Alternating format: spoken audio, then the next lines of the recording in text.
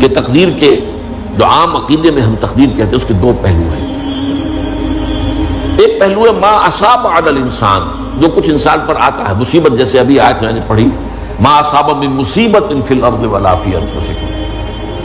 ہم ہر وقت زد میں ہیں، کوئی تکلیف آ گئی، کوئی مصیبت آ گئی، کوئی بیماری آ گئی، کوئی حادثہ ہو گیا، کوئی بچہ فوت ہو گیا، کوئی عزیز جو ہے وہ فوت ہو گیا، یہ ہر وقت حوادث ہے.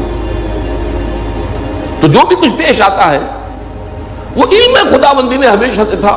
یہی وجہ ہے کہ ایک اور حدیث ہے ابن الدیلمی سے، لمبی حدیث ہے وہ، لیکن اس کے اندر جو آخری ٹکڑا ہے وَتَعْلَمَ، یعنی انسان کے نجات کے لیے لازم ہے کہ یہ بات بھی تم جان لو انما اصابک لم یکن لیخطئک وانما اخطأک لم یکن لیصیبک ولو مت علی غیر ھذا،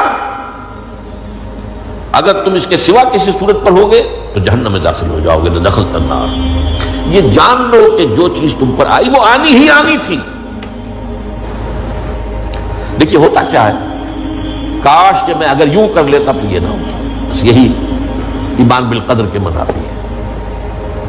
جو ہوا ہے وہ اللہ تعالیٰ کے ہاں تو پہلے سے طے تھا، ہونا ہی تھا. تمہاری کوئی تدبیر، کاش کہ میں اس وقت یہ کر دیتا. یہ لو، اسی لیے ایک حدیث میں الفاظ آئے ہیں ان کلمۃ لو تفتح عمل الشیطان. اس لو سے، کاش، اس سے شیطانی عمل شروع ہو جاتا ہے. کاش کہ یہ ہو جاتا، کاش میں یہ نہ کرتا، کاش کہ ہو جاتا. تو یہ نہیں. تعلم انما اصابک لم یکن لیخطئک، تو جان لے اس بات کو کہ جو چیز تم پر آئی ہے وہ ہرگز ٹلنے والی نہیں تھی. کوئی تدبیر تم کر لیتے، کوئی کسی وقت کوئی ہیلا کر لیتے، کوئی تم قدم اٹھا لیتے، کچھ بھی کر لیتے، وہ تو آنی ہی آنی تھی. وما انما اخطاک، جو چیز تم سے چھوٹ گئی، رہ گئی، نہیں ملی. ایک ویکنسی ایڈورٹائز ہوئی تھی، آپ نے بھی درخواست دی تھی، آپ کو نہیں ملی. اب آپ ہو کاش کہ میں نے فلاں سے سفارش کرا لی ہوتی، بس گئے. تو جو چیز چھوٹ گئی وہ چھوٹ جانی ہی تھی. اس میں قطعاً جو ہے کوئی شکل، کوئی تدبیر، کوئی سفارش، کسی طرح کا کوئی بھی ہیلا، کوئی جو ہے اس پہ کارگر نہیں ہو سکتا تھا. لم یکن لیصیبک ومت علی غیر ذلک، اگر تو اس کے سوا کسی کیفیت پر تیری موت واقع ہوئی، اگر یہ یقین نہیں ہے. یہ ہے تقدیر کا وہ مفہوم کہ جس کا تعلق ہے علی ما اصاب الانسان، جو انسان کے اوپر وارد ہو رہا ہے. اس کے ضمن میں تقدیر کا مفہوم کیا ہے؟ تو جو ہوا ہے وہ تو ہونا ہی تھا. اس میں تو کسی شک و شبے کی گنجائش نہیں، بالکل اللہ تعالیٰ کا فیصلہ ہے. البتہ در حقیقت ایک دوسرا پہلو ہے ما یفعل الانسان، وہ جو انسان کرتا ہے. یہاں آ کر یہ تقدیر کا مسئلہ بہت ٹیڑھا ہوتا ہے. آیا میرے اندر کوئی اختیار بھی ہے کہ نہیں؟ Do I have any free choice؟ یا ہر شخص پہلے سے طے ہے؟ تقدیر کا ایک عام مفہوم یہ ہے، اور اس مفہوم میں بھی بعض روایات بھی ہیں جو اس کی تائید کرتی ہیں کہ ہر چیز پہلے سے طے ہے. لکھی ہوئی. اور یہ جو حدیث ہم نے ابھی پڑھی ہے یہ گویا کہ اس کی ایک مثال ہے کہ وہ جو لکھ دیا گیا تھا، فرشتے نے لکھ دیا تھا، رحم مادر میں لکھ دیا تھا، شقی اور سعید، یہ بدبخت ہے یا سعادت مند ہے. تو ایک شخص پوری عمر نیکی کے کام کرتا رہا، آخری وقت میں آ کر کوئی ایسا حادثہ پیش آ گیا کہ وہ اہل جہنم کے سے کام شروع کر دیا اور جہنمی ہو گیا. یا ایک شخص ساری عمر جو ہے جہنمیوں کے سے کام کرتا ہے، آخری وقت میں آ کر کوئی ایسی توفیق ملی، کچھ ایسا معاملہ ہو گیا، توبہ کر لی اور اس نے جو ہے اہل جنت میں سے اعمال شروع کر دی. تو یہ جو ہے علامہ اصابک کا علیحدہ بات ہے، اور علامہ یفعل الانسان، انسان کیا کرتا ہے، اس میں اس کی قدرت کتنی ہے. اور یہ ہمارے ہاں فلسفے کا بڑا مشکل موضوع ہے. اسی کا نام ہے جبر و قدر. ہمارے اسلاف میں بھی کچھ لوگ ایسے ہیں متکلمین میں سے. دیکھیے ہمارے ہاں ایک وہ لوگ ہیں کہ جو اس پر قناعت کرتے ہیں کہ جو اللہ نے کہہ دیا اور رسول نے کہہ دیا، اس سے آگے ہم نین میخ نہیں نکالیں گے، وہ محفوظ راستے پر ہوگی. لیکن بہرحال انسان کو اللہ نے ایک عقل بھی دی ہے، اور یہ عقل سوالات اٹھاتی ہے، اور جو زیادہ ذہین انسان ہوتے ہیں ان کے اندر ان کی یہ مصیبت زیادہ ہوتی ہے، لہٰذا وہ تو سوچتے ہیں کچھ نہ کچھ غور و فکر کرتے ہیں، بات سمجھنے کی کوشش کرتے ہیں۔ اس میں اب ہمارے ہاں دو طبقے ہو گئے، جبریہ قدریہ۔ ایک نقطہ نظر یہ ہے کہ انسان مجبور محض، کوئی اختیار نہیں، اور ایک یہ ہے کہ انسان قادر مطلق ہے، جو چاہتا ہے اپنے فیصلے میں مختار مطلق ہے، وہ فیصلہ کرتا ہے۔ انہیں قدریہ کہتے ہیں۔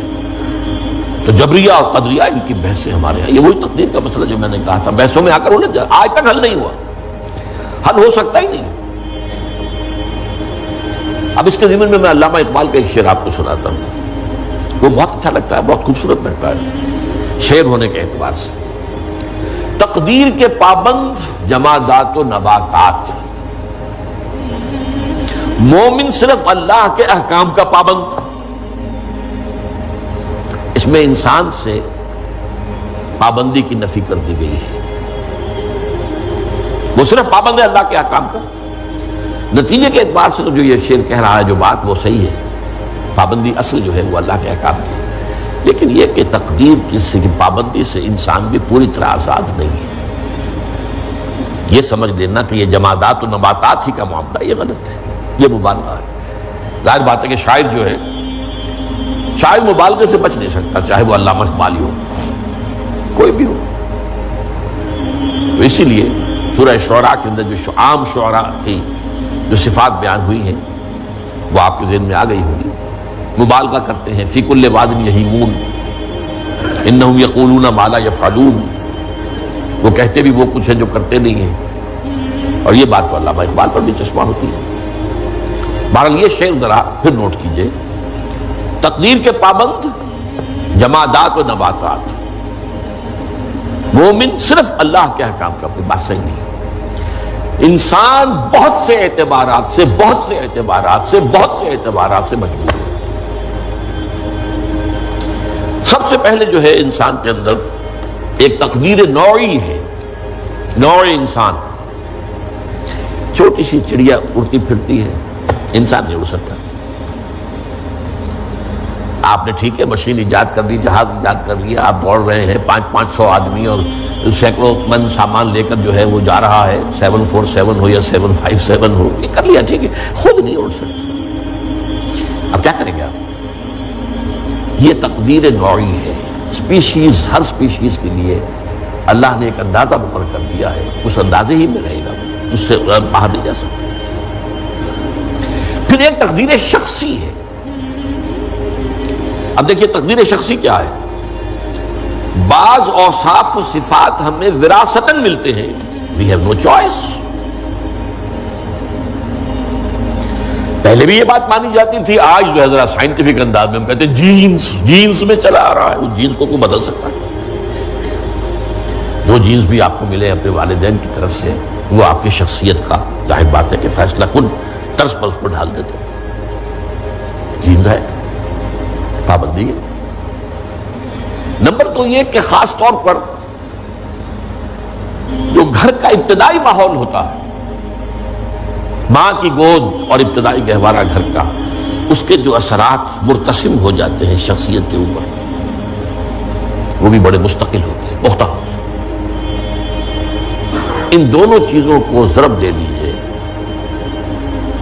Hereditary factors multiplied by environmental factors, اس سے مل کر ایک شے تیار ہوتی ہے جس کو قرآن کہتا ہے شاکلہ۔ قل کل یعمل علی شاکلتہ فربکم اعلم بمن هو اہدی سبیلا، سورہ بنی اسرائیل۔ شاکلہ کسے کہتے ہیں؟ شاکلہ، شکل دینے والی شے۔ آپ کو لوہا ڈھالنا ہے، کوئی خاص پرزہ بنانا ہے، اس کا پہلے سانچہ بناتے ہیں۔ لوہے کو پگھلا کے اس میں ڈالیں گے تو جیسا سانچہ ہوگا ویسا ہی لوہا جو ہے وہ شکل اختیار کرے، اسے شاکلہ کہتے ہیں۔ یہ شاکلہ جو ہے ہر انسان کا، اس سے باہر انسان نہیں جا سکتا۔ اس کے اندر سٹرگل ہوگی، اس کے اندر اس کی جد و جہد ہوگی، لیکن اس کا یہ مطلب نہیں ہے کہ اس کا کوئی فری چوائس ہے۔ فری چوائس ہے،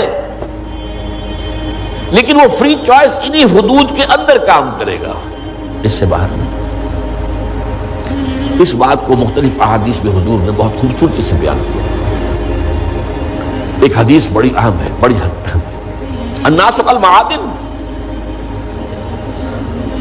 انسانوں کی مثال بھی معدنیات کیسی ہے؟ اب سونے کی معدنیات میں سے سونے کی جو اور ہے، اب پتہ نہیں اردو میں مجھے معلوم نہیں اور کا ترجمہ کیا کرتے ہیں عام طور پر، لیکن جانتے ہیں اور وہ کچی دھات جس سے کو صاف کر دیتے ہیں تو پھر وہ دھات جو ہے خالص شکل میں سامنے آ جاتی ہے۔ سونے کی اور سے سونا بنے گا، چاندی کی اور سے چاندی بنے گی، سونا تو نہیں بن سکتا، جتنا چاہے صاف کر لیں، وہ اور تو مستقل۔ الناس کالمعادن خیارکم فی الجاہلیت خیارکم فی الاسلام، جو تم میں جاہلیت کے دور میں، پری اسلامک دور میں جو بہترین تھے وہی اسلام میں آ کر بہترین ہوئے۔ وہ اور سونے کی تھی وہ صاف ہو گئی ہے، اور سونا جو ہے وہ نکھر کر خالص سونا بن کر آ گیا ہے، اسلام نے صاف کر دیا۔ وہ چاندی کی اور تھی، اسلام نے اس کو صاف کر دیا ہے، وہ نکھر کر چمکتا ہوا جو ہے وہ چاندی بن گئی۔ لیکن یہ کہ اضافہ، البتہ پھر اس میں ایک اضافہ کیا حضور نے، جبکہ ان کے اندر دین کا فہم داخل ہو جائے تو یہ کہ جو بہترین پہلے تھے وہی بہترین اب ہوں گے۔ اسلام لانے سے پہلے بھی بہترین ابو بکر تھے، اسلام لانے کے بعد بھی بہترین ابو بکر۔